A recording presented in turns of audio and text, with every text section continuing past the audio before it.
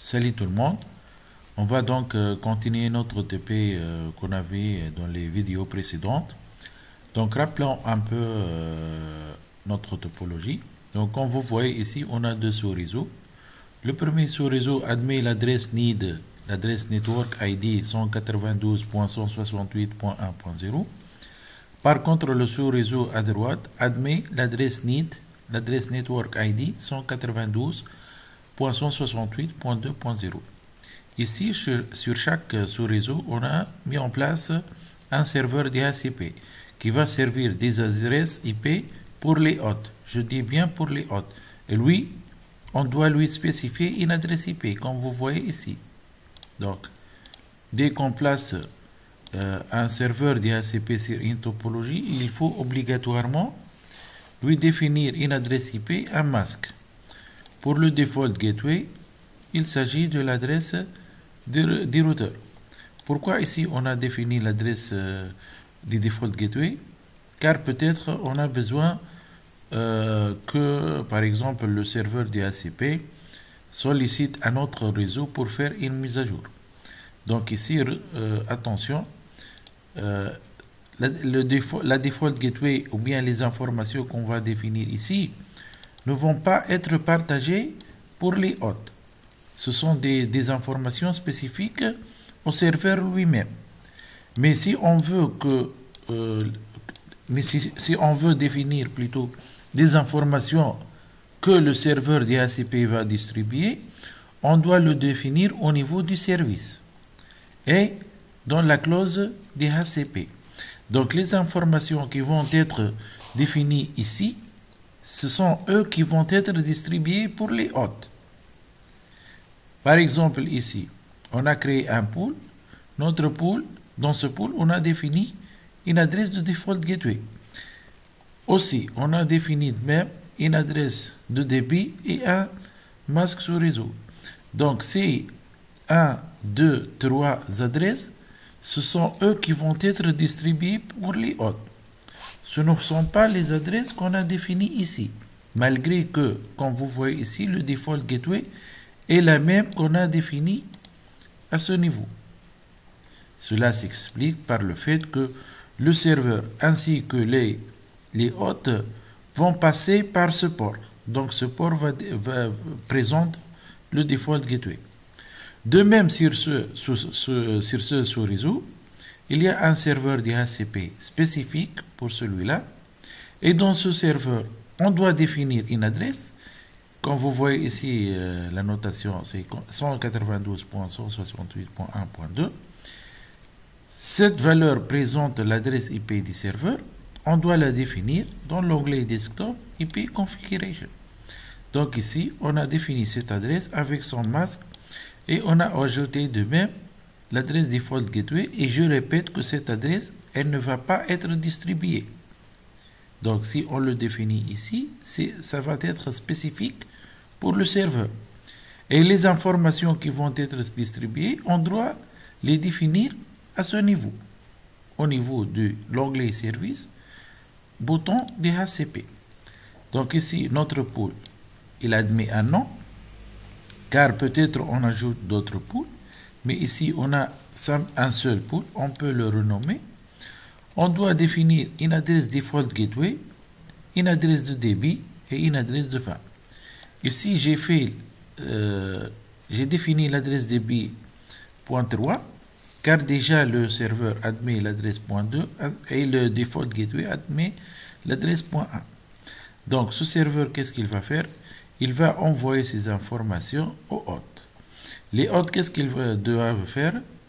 Ils doivent demander ce service. Chaque hôte doit envoyer une requête pour avoir une adresse IP. Et non pas une adresse IP, mais l'adresse IP, l'adresse de masque sous réseau et la default gateway. Ici, on peut même définir l'adresse de DNS, mais jusqu'à maintenant, on n'a pas besoin d'un serveur DNS. Donc, le serveur, qu'est-ce qu'il va définir? Il va définir que c'est 3 adresses. Donc, on doit le définir. On doit définir ces informations où? On doit les définir au niveau plutôt au niveau des services. Pourquoi je ne vois pas les deux fenêtres? Donc voilà.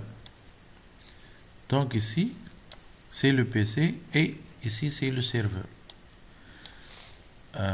Donc, remarquez bien, sur le serveur, on a défini un pool. Donc, ce pool, qu'est-ce qu'il contient? Il contient une adresse de... Je vais régler le stylo ici.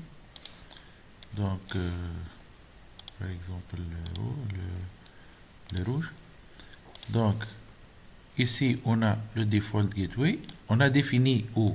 Dans le service, c'est-à-dire dans le serveur. Qu'est-ce qu'on a défini? On a défini une adresse de default gateway, une adresse de débit et un sous-masque de ce réseau. Donc, ce pool, combien il va distribuer d'adresses? 253. En commençant par 3.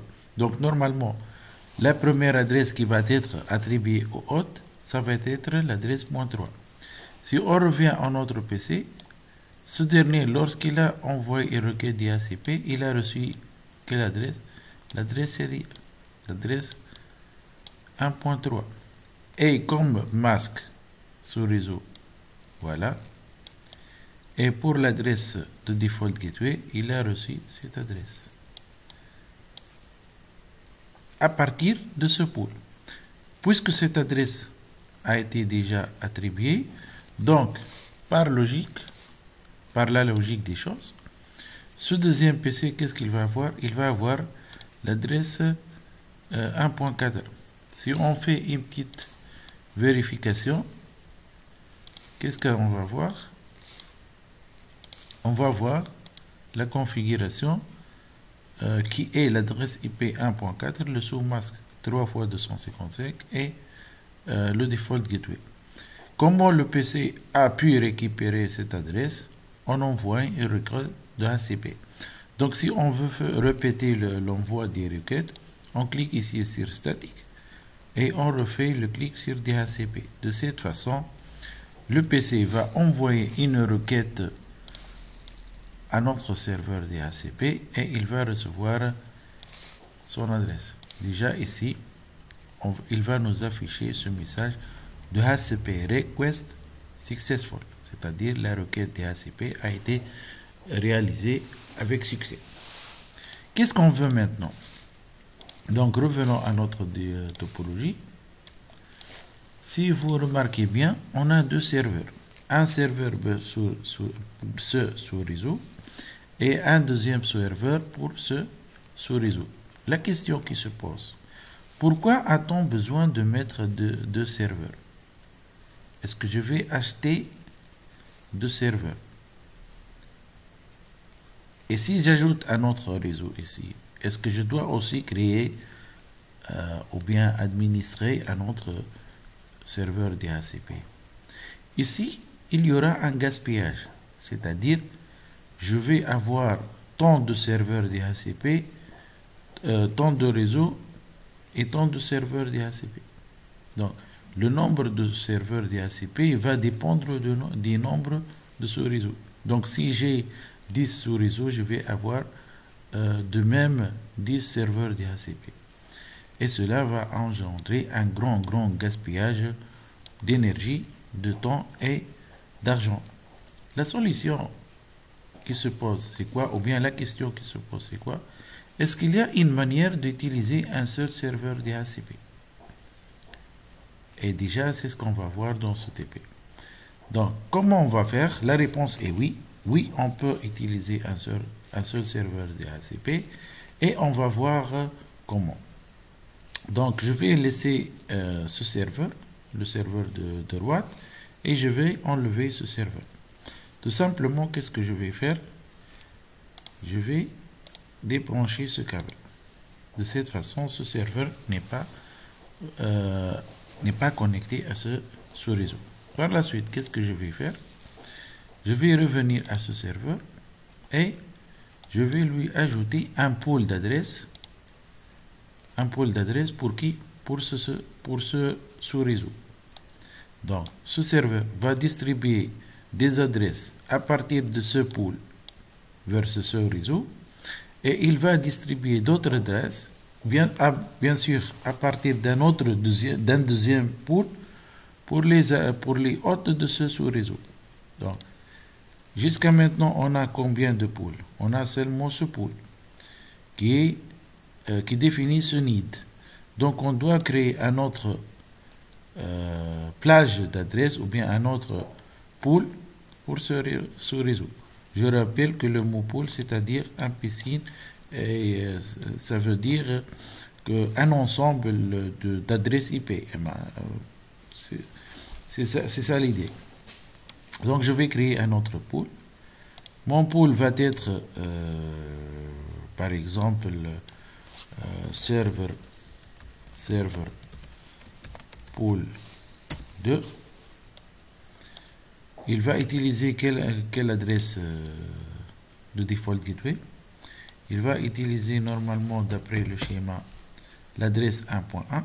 Donc je rappelle ici que ce pool va desservir les hôtes de ce sous-réseau. Pour le serveur DNS, on n'a pas jusqu'à maintenant. La première adresse, normalement, ça va être l'adresse .1.3. Donc ici 1, 3. Le masque 3 fois 255. Le nombre d'adresses IP, on peut mettre 253. Et qu'est-ce que je vais faire maintenant? Si toutes les informations sont bien définies, je clique sur Add. De cette façon, qu'est-ce que j'ai? J'ai un premier pool qui va desservir les PC et les hôtes dans ce sous-réseau. Et un deuxième pool, qui est le serveur pool 2, qui va desservir les hôtes et les PC dans ce sous-réseau. Donc jusqu'à maintenant, on a créé deux pools. Donc étape 1, créer un pool sur le serveur DHCP pour chaque sous-réseau. Et bien sûr, on rappelle que les sous-réseaux doivent être dans des nids différents. Par la suite, qu'est-ce que je dois faire? Ici, on va rencontrer un problème.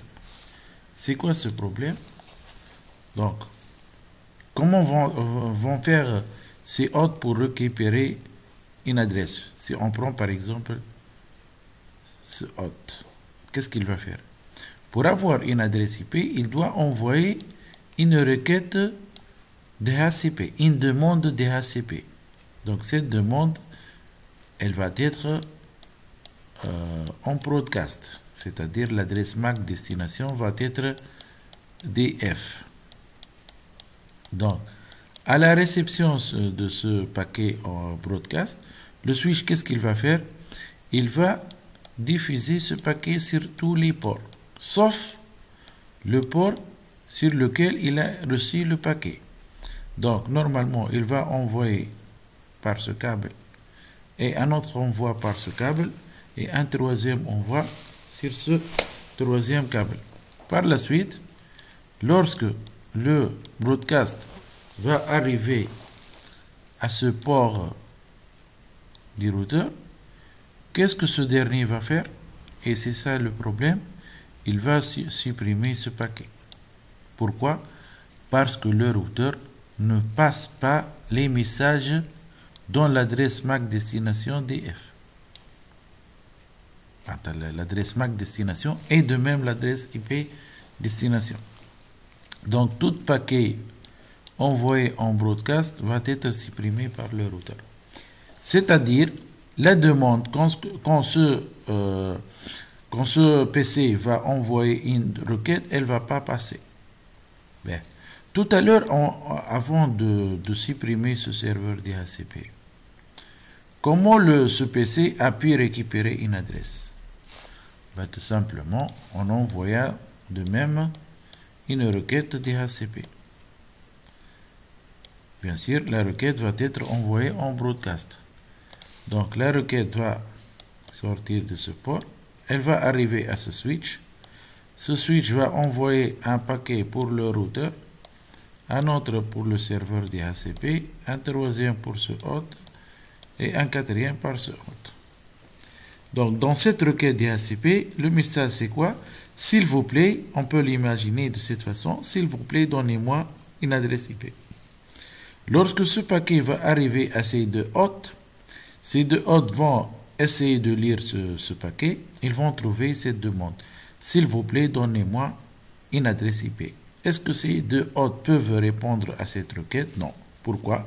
Parce que ces hôtes n'offrent pas le service DHCP. Passons maintenant à ce paquet. Lorsqu'il va arriver à ce routeur, le routeur, qu'est-ce qu'il va faire? Il va trouver que l'adresse MAC destination DF, il ne va pas le passer. Donc, il va faire un drop.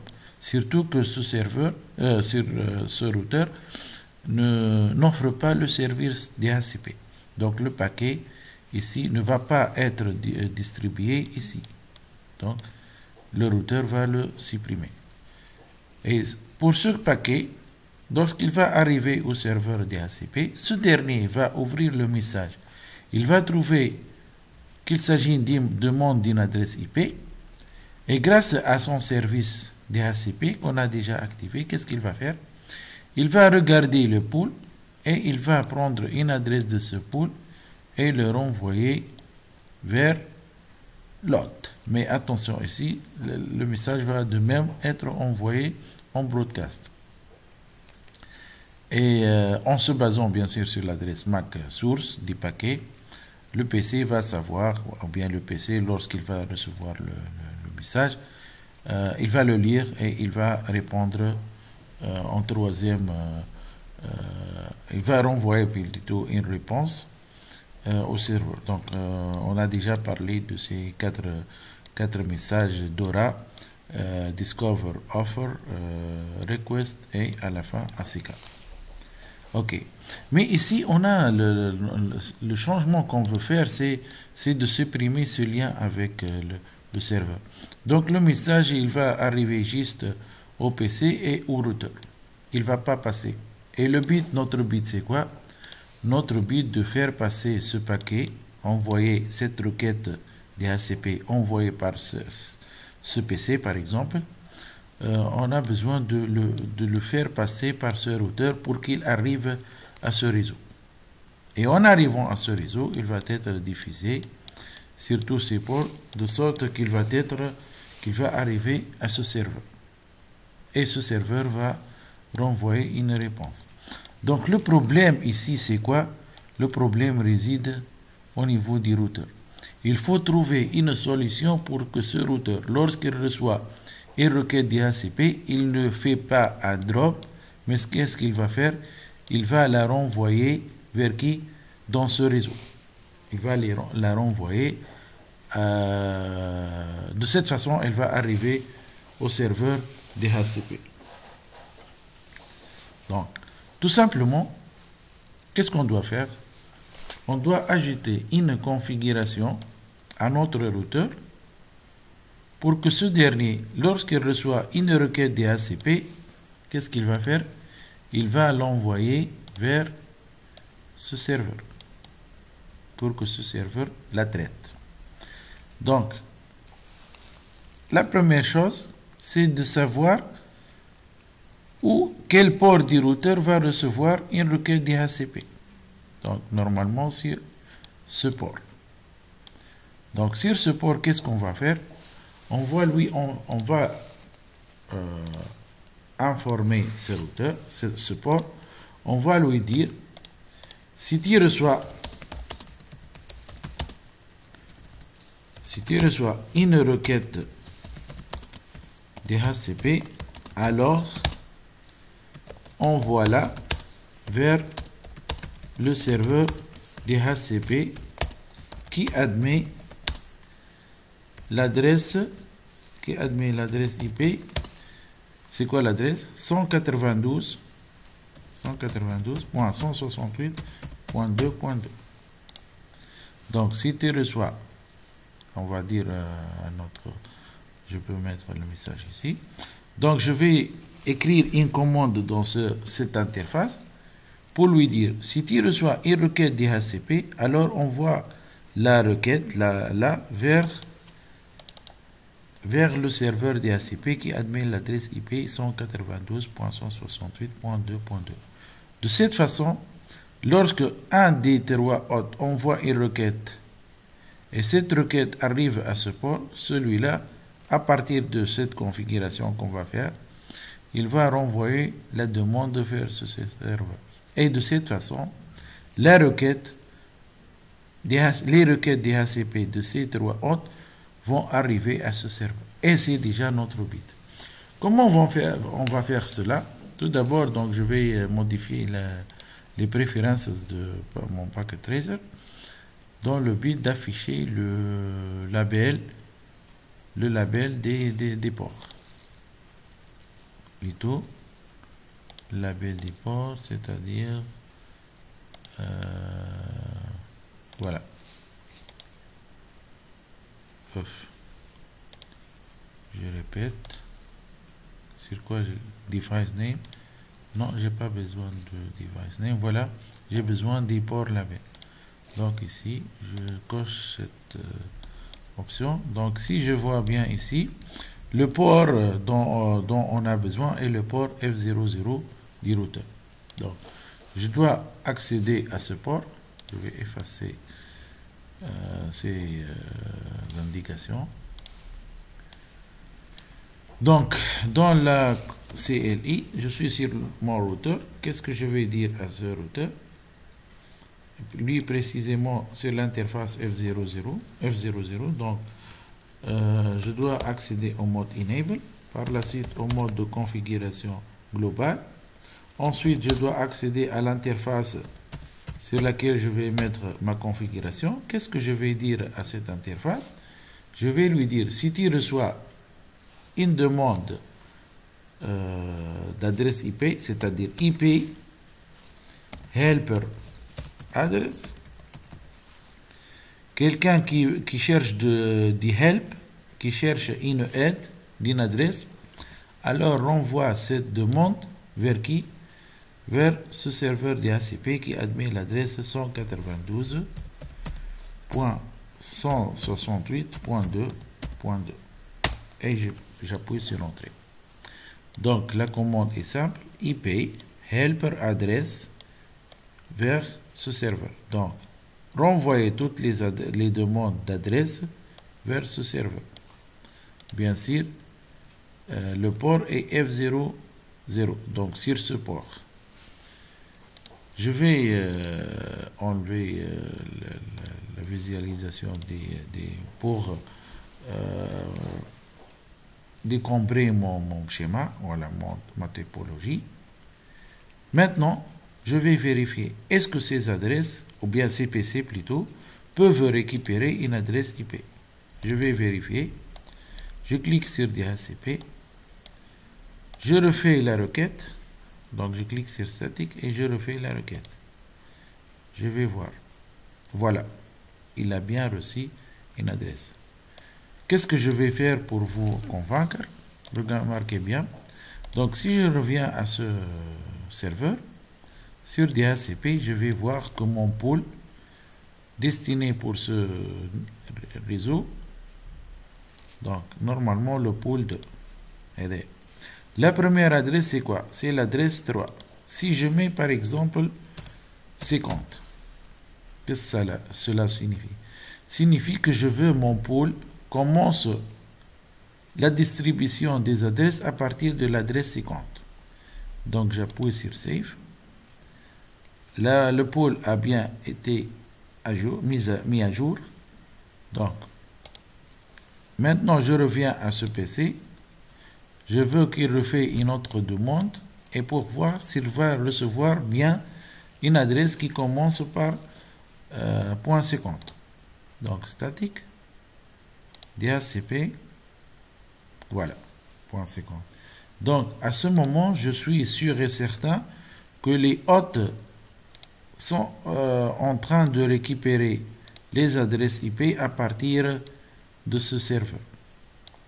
Et plus précisément à partir du pool 2 qui commence avec l'adresse .50. Normalement, ce deuxième PC, qu'est-ce qu'il va avoir comme adresse? il va avoir normalement l'adresse 51. Donc, si je refais l'envoi de la requête DHCP, je clique une autre fois sur DHCP et comme vous voyez ici, il a bien eu l'adresse qui se termine avec 51. De même, pour ce troisième PC, la logique des choses va nous emmener à ce que ce PC va avoir l'adresse .52, normalement 52. Voilà. Donc, à la fin de cette vidéo, je vous remercie pour votre attention et à la prochaine vidéo. Merci.